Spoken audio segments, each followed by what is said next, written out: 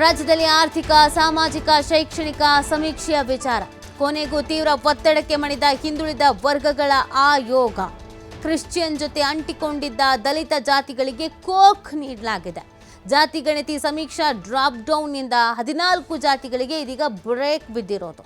ಈ ಮೊದಲು 33 ಜಾತಿಗಳಿಗೆ ಕೋಕನ್ನು ನೀಡಿತು ಒಬಿಸಿ ಆಯೋಗ. ಇದೀಗ 14 ಕ್ರೈಸ್ತ ಹಿಂದೂ ಜಾತಿಗಳಿಗೂ ಕೂಡ ಕೋಕ್ ನೀಡಲಾಗಿದೆ. ಇನ್ನು ಈ ಕುರಿತು ಸ್ಪಷ್ಟನೆಯನ್ನು ನೀಡಿದ ಆಯೋಗದ ಕಾರ್ಯದರ್ಶಿ, ಸಮೀಕ್ಷಾ ಕೈಪಿಡಿ ಪುಟ ಸಂಖ್ಯೆ 57ರಿಂದ 89ರವರೆಗೆ ಹಾಗೂ ಆ್ಯಪ್ನಿಂದ 14 ಜಾತಿಗಳನ್ನು ಹೊರಗಿಡಲಾಗಿದೆ ಅಂತ ಅವರು ಮಾಹಿತಿಯನ್ನು ನೀಡಿದ್ದಾರೆ. ಸೊ ಒಂದಷ್ಟು ವಿರೋಧ ಇತ್ತು, ಇದಕ್ಕೆ ನಾವು ಬಿಲ್ಕುಲ್ ಒಪ್ಪೋದೇ ಇಲ್ಲ ಅಂತ. ಯಾಕಂದರೆ ದಲಿತ ಜಾತಿಗಳ ಜೊತೆಗೆ ಕ್ರೈಸ್ತ ಅನ್ನೋದನ್ನು ಸೇರ್ಪಡೆ ಆಗ್ಬಿಟ್ಟಿತ್ತು. ಇದನ್ನು ಒಪ್ಕೊಳ್ಳೋದಕ್ಕೆ ರೆಡಿ ಇರಲಿಲ್ಲ. ಹೆಂಗೆ ಸಾಧ್ಯ ಆಗುತ್ತೆ ಇದು?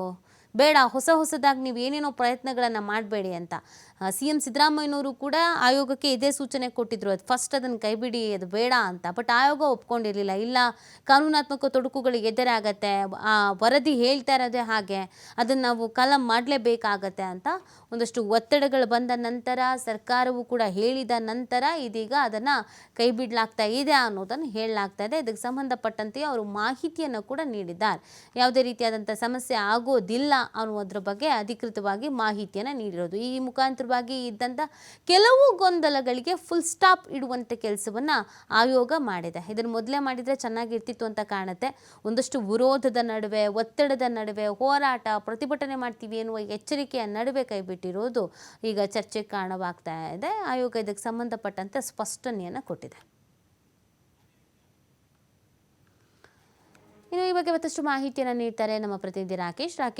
ಈ ಜಾತಿಯ ವಿಚಾರಕ್ಕೆ ಸಂಬಂಧಪಟ್ಟಂತೆ ಕ್ರೈಸ್ತ, ಹಿಂದೂ ಈ ಥರದ್ದು ಬಹಳ ವಿರೋಧ ಆಯಿತು. ಫೈನಲಿ ಇದಕ್ಕೆ ಒಂದು ಸ್ಪಷ್ಟನೆ ಕೊಡುವಂಥ ಕೆಲಸವನ್ನು ಆಯೋಗ ಮಾಡಿದೆ. ಏನೇನು ಬೆಳವಣಿಗೆ ಆಗಿದೆ ರಾಕೇಶ್? ನೀತಿ ಹಿಂದುಳಿದ ವರ್ಗ ಆಯೋಗಗಳ ಆರ್ಥಿಕ ಸಾಮಾಜಿಕ ಸಮೀಕ್ಷೆ ವಿಚಾರಕ್ಕೆ ಸಂಬಂಧಪಟ್ಟ ಹಾಗೆ ಇದ್ದಂತಹ ಗೊಂದಲ ಈಗ ತಕ್ಕ ಮಟ್ಟಿಗೆ ಪರಿಹಾರ ಆದಂತೆ ಇದೆ. ಜಾತಿಗಳ ನಮೂದಿನ ವಿಚಾರ, ಧರ್ಮದ ನಮೂದಿನ ವಿಚಾರದಲ್ಲಿ ಇದ್ದಂತಹ ಗೊಂದಲವನ್ನ ವಿಪಕ್ಷ ಬಿಜೆಪಿ ಪ್ರಶ್ನೆ ಮಾಡಿತ್ತು.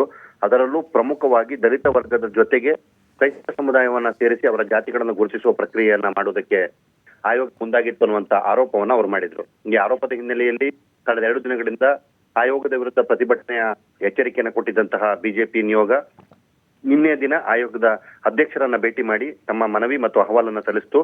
ಜೊತೆಗೆ ಆ ಪಟ್ಟಿ ಮತ್ತು ಆ ಆಯ್ಕೆಯ ಹಿಂದೆ ಇರುವಂತಹ ಗೊಂದಲದ ವಿಚಾರವನ್ನ ಸಮಗ್ರವಾಗಿ ಅವರ ಎದುರಿಗೆ ತೆರೆದಿಟ್ಟಿತು. ಇದಾದ ಬಳಿಕ ನಿನ್ನೆ ಸಂಜೆ ಸಮಗ್ರವಾದಂತಹ ಸಭೆ ನಡೆಸಿದಂತ ಆಯೋಗದ ಅಧ್ಯಕ್ಷರು ತಮ್ಮ ತಂಡದ ಜೊತೆ ಮಾತುಕತೆಯನ್ನ ಮಾಡಿ ಈ ಹಿಂದೆ ತಾವು ಕೈಬಿಟ್ಟಿದ್ದಂತ 33 ಜಾತಿಗಳ ಜೊತೆಗೆ ಈಗ ಹೊಸದಾಗಿ ದಲಿತ ಸಮುದಾಯಕ್ಕೆ ಸೇರಿದ 14 ಜಾತಿಗಳನ್ನು ಕೂಡ ಟೈಡಪ್ ಮಾಡುವ ಯೋಚನೆಯನ್ನ ಮಾಡ್ಕೊಂಡಿದ್ದಾರೆ. ಅಂದ್ರೆ ಆಂತರಿಕವಾಗಿ ತಮಗೆ ಸಿಗುವಂತಹ ಮಾಹಿತಿಯನ್ನು ಇಟ್ಟುಕೊಂಡು ಜನರಿಗೆ ಆ ಜಾತಿಗಳನ್ನು ಗುರುತಿಸಲು ಅಥವಾ ಅವರಿಗೆ ಸಮೀಕ್ಷೆ ಸಂದರ್ಭದಲ್ಲಿ ಹೋದಾಗ ನೋಡ್ಕೊಳ್ಳಕ್ಕೆ ಅವಕಾಶ ಇಲ್ಲದಂತೆ ಮಾಡಲಾಗಿದೆ. ಪೈಚೆಯಿಂದ ಬರೆಸುವವರಿಗೆ ಈ ಹಿಂದಿನಂತೆ ಅವರ ಜಾತಿ ನಮೂದಿನ ಅವಕಾಶವನ್ನ ಮಾಡಿಕೊಡ್ಲಾಗ್ತಾ ಇದೆ. ಹೀಗಾಗಿ ಜಾತಿ ವಿಚಾರದಲ್ಲಿ ಇದ್ದಿದ್ದಂತಹ ಕ್ರೈಸ್ತ ಧರ್ಮಕ್ಕೆ ಮತಾಂತರ ಮಾಡ್ತಾರೆ ಅನ್ನುವಂತ ಆರೋಪವನ್ನು ಹೊತ್ತಿದ್ದಂತಹ ಸಮೀಕ್ಷೆಯ ವಿಚಾರ ಈಗ ಬಹುತೇಕ ಗೊಂದಲ ಮುಕ್ತವಾಗ್ತಾ ಇದೆ. ಆಯೋಗವು ಕೂಡ ಈ ಸ್ಪಷ್ಟನೆಯನ್ನು ಕೊಡುವ ಮುಖಾಂತರ ತಾನು ಕೇವಲ ಸರ್ವೆ ಕಾರ್ಯವನ್ನಷ್ಟೇ, ಅಂದ್ರೆ ಮಾಹಿತಿ ಸಂಗ್ರಹ ಕಾರ್ಯವನ್ನಷ್ಟೇ ಮಾಡ್ತೇನೆ ಅನ್ನುವಂತ ಮಾತನ್ನು ಹೇಳಿಕೊಡುವ ಮುಖಾಂತರ ಇದ್ದಂತಹ ಎಲ್ಲ ಗೊಂದಲಗಳಿಗೆ ತೆರೆ ಹಿಡಿಯುವ ಪ್ರಯತ್ನವನ್ನ ಮಾಡಿದೆ. ಇವತ್ತು ಹೈಕೋರ್ಟ್ ನಲ್ಲಿ ಕೂಡ ಈ ಸಂಬಂಧ ಅರ್ಜಿ ವಿಚಾರಣೆಗೆ ಬರಲಿದೆ. ಇಲ್ಲಿ ಏನಾಗುತ್ತೆ ಅನ್ನೋದರ ಮೇಲೆ ಆಯೋಗದ ಸಮೀಕ್ಷೆಯ ಭವಿಷ್ಯ ನಿರ್ಧಾರ ಆಗಲಿದೆ. ನೀತಿ. ಓಕೆ, ಥ್ಯಾಂಕ್ ಯು ರಾಕೇಶ್, ತಮ್ಮ ಡೀಟೇಲ್ಸ್ಗಾಗಿ.